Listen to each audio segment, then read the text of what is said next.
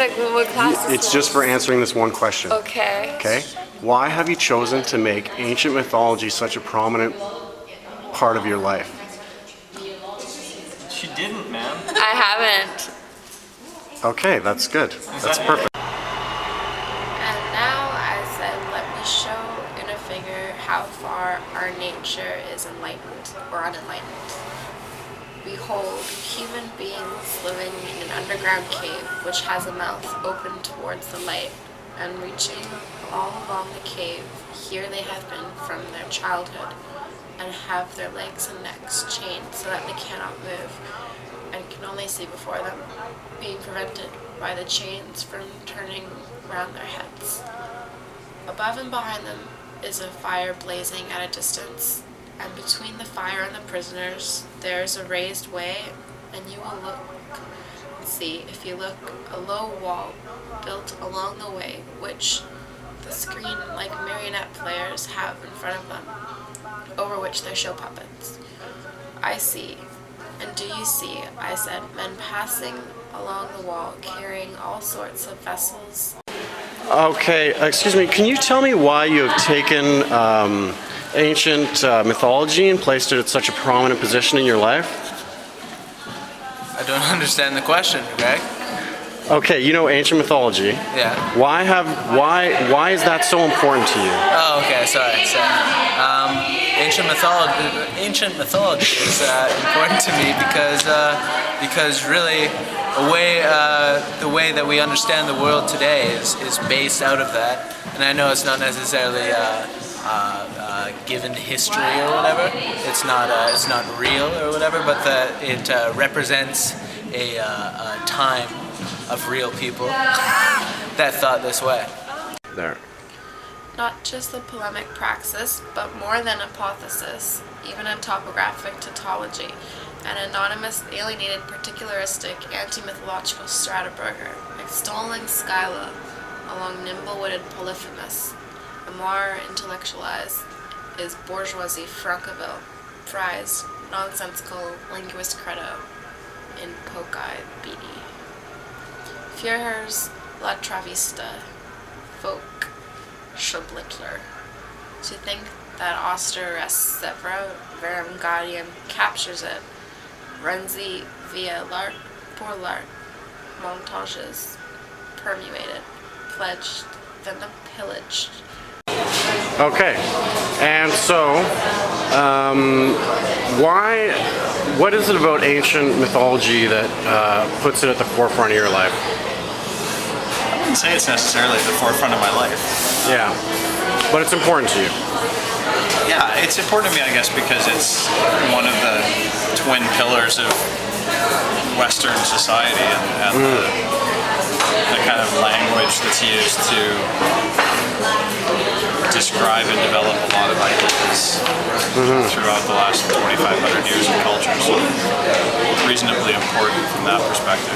What do you think some of the big ideas that it's wrestling with are? Like kind of the top, like family?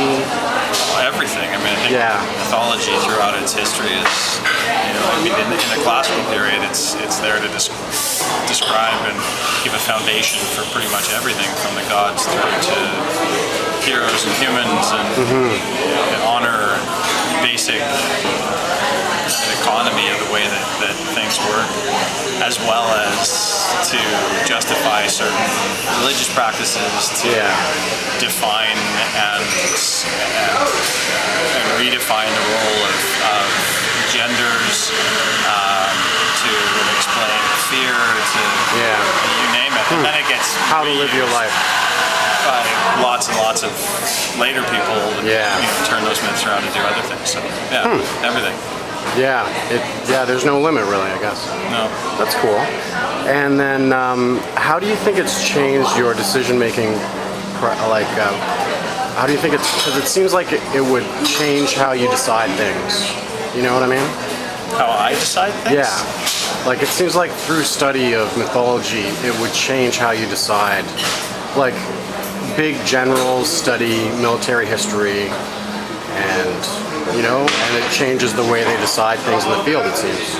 You know what I mean? Well, I wouldn't say that it's changed the way that I decide things. I mean, I think it's changed the way that I assess things. Yeah. When you become aware of a mythic structure or something that's derived from thousands of years, literally, of placing an argument outside of the realm of argumentation. And that's one of the things that myth does, is it uses narrative to support a whole logic that isn't then testable because it's part of the story. And particularly with what we define as myth, it tends to be a story that's to do with religion, to do with the gods, etc. And so you can't question it. So, I would say that I actually don't make my decisions according to those things, and so I suppose from that perspective it's negatively influenced the way that I make decisions rather than But you're assessing, changing your assessment of the situation would change it. Yeah. Well, that's cool. And then what are some of your favorite myths? Like, what's your top one? Do you have a top one? I don't know. When I was a kid, it was Perseus. Oh, really? It was entirely due to Wicked Swords? yeah. That's cool. Was it Harry Hamlin played? Yeah, that was so funny. The skeletons. Yeah, no, that the claymation skeletons. That was before that. No, the Harry Hamlin was the claymation skeletons. I don't think so. That was the claymation skeletons were in one of the Hercules ones from the I 60s. don't know about that, man. I'm surprised to find myself correcting you. It was the Kraken. Yeah. And Perseus, and he had Pegasus. And all Yeah. that. Yeah, I was just totally. That had you, eh? And so that changed. What is it these days? Oh, I don't know. I think my favorite author to do with myth is probably Ovid, just because of how clever he is at using myth to basically put a big middle finger up to a kind of state use of myth. And criticizing Caesar and stuff like that? Yeah, well, particularly to critique the way, at least the way that I read Ovid in the Metamorphoses, to critique the way that Augustus is using myth to develop the notion of a divine origin for the royal family, or what's becoming a royal family.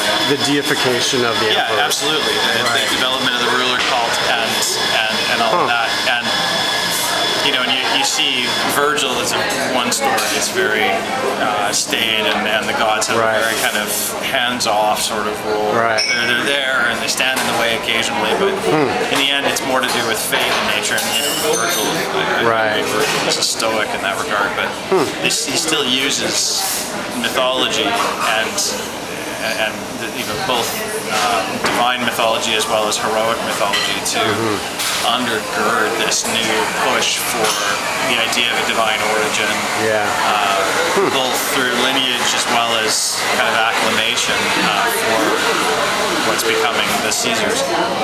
And Ovid basically, I think Ovid sees what's going on with that, and then he attacks it by telling all the rest of the stories about the gods. It's like, well, if you really want to be identified with divinity, let's talk about divinity. You've read that book.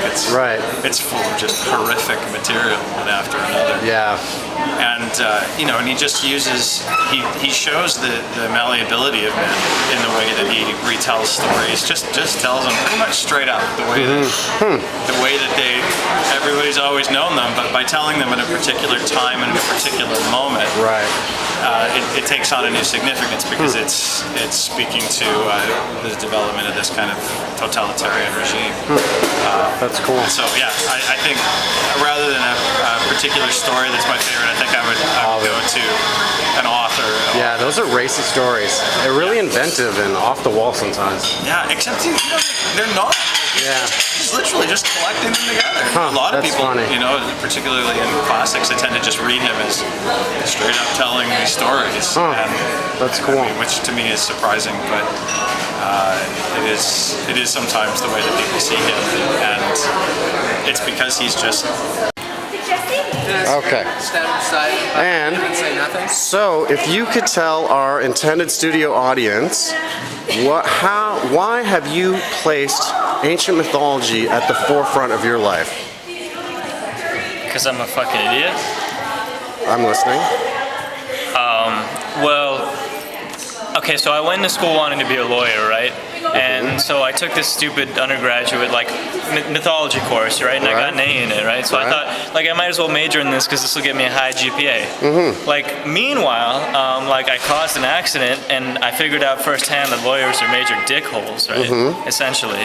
And so I realized I didn't want to do that anymore. And now I'm doing mythology and I'm in my 3rd year and I've got like shit all, essentially. So, I mean, I've totally fucked up my life. I've got to start all over again. I might even want to apply to a new school, and I have like no real interests. So why am I doing mythology? How has mythology helped you?